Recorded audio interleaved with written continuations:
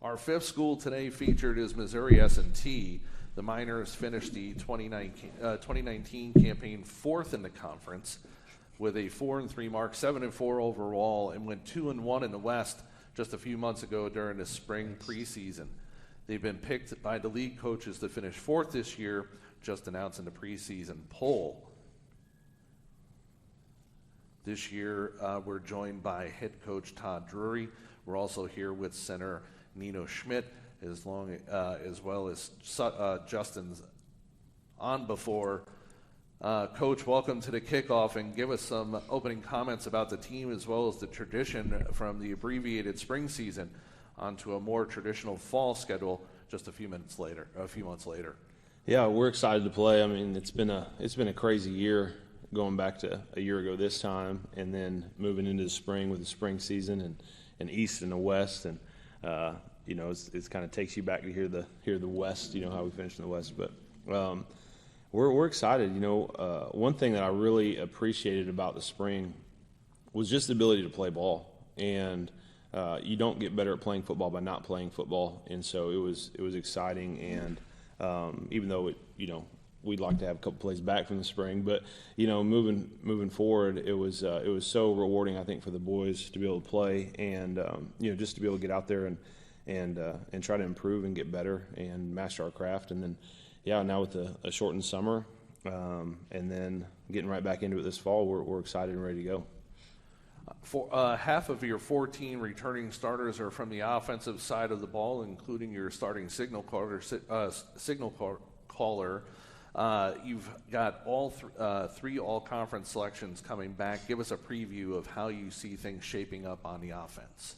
Yeah, offensively, it was a very interesting spring. The offensive line played tremendously, and Nino leading the way, and it was really exciting to see us establish the run game because traditionally we're a run and shoot offense, which is a spread, throwing the ball quite a bit, like Hawaii, right? And to see us come out and have the ability to run the ball, I think for almost 300 yards a game or right around there, it was really exciting. The offensive line played really well. Peyton McAllister and Aaron Moya played really well. The quarterback spot, Brendan Sims had some very bright moments in terms of getting us in the right look and protections. And then, we're excited about moving forward on our run game, and then also getting back to being able to throw the ball significantly. And so, offensively, it was a good spring to build off of. Nino, talk to us about how you prepared yourself after such a quick turnaround in the spring season. Well, I think it just goes to staying on the grind, and while you're on the grind, you got to take care of your body. With a quick turnaround, it's especially so. You can't really miss out on opportunities to let your body heal. So I think because of the time off, a lot of us got to kind of recharge physically. And so we were in really good shape physically wise going into the short spring season. And I think the most important thing was just to stay working and stay recovering at all times.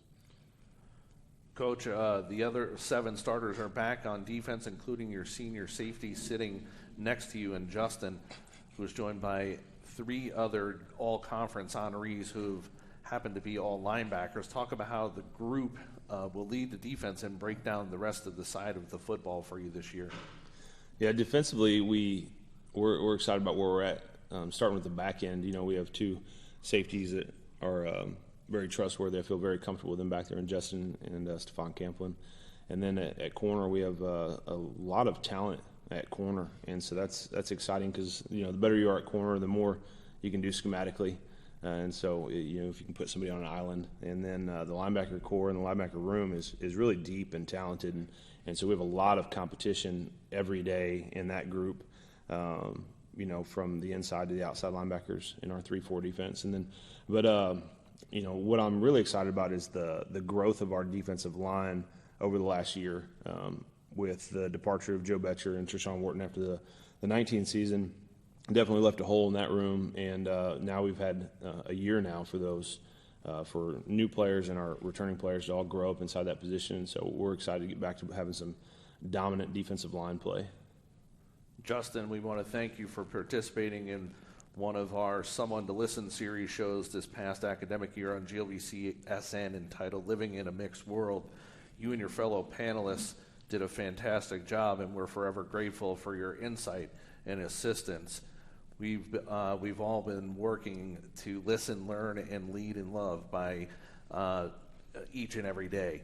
In terms of the upcoming season, talk to us what it means to get to a fifth year in Rolla and what you're hoping to accomplish. To get a fifth year in Rolla, it was definitely a blessing.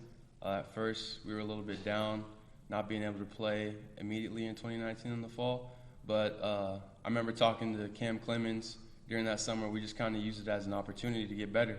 Used it as a full another year to become a better player, better teammate. And, yeah, like what Nino was saying, we're just working, and then recovering when you can.